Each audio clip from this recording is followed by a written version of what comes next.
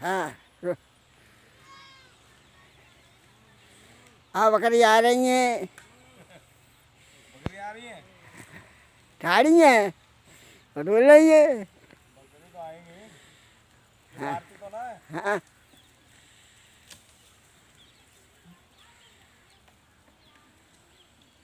मारो यूं।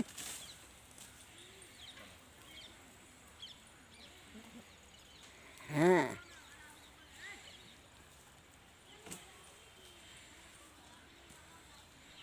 हमारी ए ना सुनने पंचायत है। और देखो जब गौ माता आ गई। साथियों, ये जो आप देख रहे हैं बकरी पालन, और ये हमारे गांव परिवार के रिश्ते में मामा लगते हैं। अभी ये बकरी पालन अपना जो कर रहे हैं, अपना जीवन यापन करते हैं बकरी पालन करके। काम कोई छोटा या बड़ा नहीं होता, सिर्फ उसे मेहनत और लगन से करना चाहिए।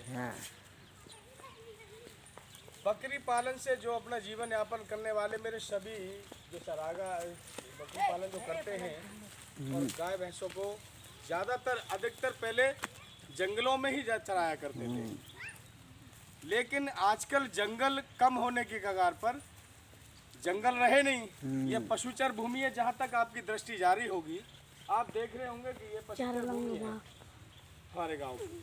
अब पशुचर भूमि में ये पशुओं को चराने के लिए लेकर आते हैं। जंगल पहले बहुत हुआ करता था, अब खत्म हो गए। अभी थोड़े जब दिन छिपने के, अभी शाम का वक्त है, थोड़ा अंधेरा होगा, फिर नील गाय आके रहने लगेंगी इसमें। इस समय नील गाय और जंगली जानवर अपने खेतों में आसपास छिपे हुए हैं, और जब ये यहाँ अंधेरा हो जाएगा उसके बाद सब ये जंगली जानवर यहाँ आने लगेंगे। तो इसलिए कहते हैं काम कोई छोटा या बड़ा नहीं होता है, सिर्फ मेहनत और लगन से उसे करने की आवश्यकता होती है। ये जो आप देख रहे हैं, ये होता है इनके हाथ में, और ये किस लिए होता है?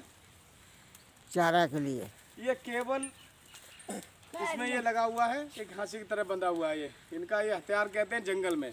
इनकी स्वयं की सुरक्षा करता है, कोई जंगली जानवर इन पर अटैक ना करे, कोई जंगली जानवर इन पर एक तरह से हमला ना करे। हमला करता है उसके डर के इसके लिए। और ये बहुत ही लोहे के तारों से ये बड़ा हुआ है, ये देखिए लगाया हुआ है। जब आवश्यकता होती है कि चारे की कमी हो गई, और जंगल में जो पेड़ हैं हमारे, चाहे बबूल है, नीम है, और अन्य प्रकार के वनस्पति जो खड़ी होती हैं, उनमें से इन वृक्षों से इनको हल्के से जो डालियाँ इनके पत्ते होते हैं, इसके लिए ये काट कर इसे खींचते हैं, फंसाकर उसमें, फिर नीचे करके इनके चारे के लिए। जब ये चारा गिरता है तो ये बकरी अपने आप इनके पास आ जाती है। इनका भी एक कोड वर्ड होता है, जब ये जहाँ बुलाते हैं वहाँ चली जाती हैं। अभी मैं बुलाऊंगा वो नहीं आएंगी, ये आवाज़ लगाएंगे वो चली जाती हैं। तो जो भी व्यक्ति जिस कार्य को करता है उसको उतना उस कार्य में अनुभव भी होता है।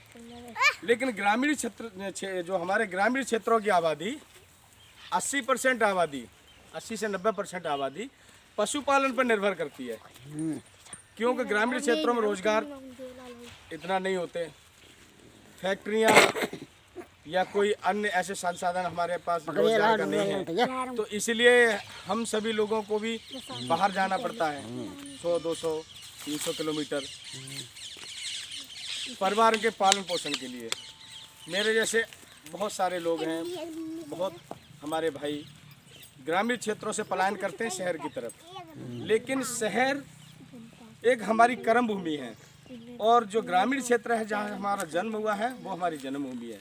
तो समय समय पर कर्म भूमि से जन्मभूमि में आना होता है और उसकी यादें ताज़ा करना होता है।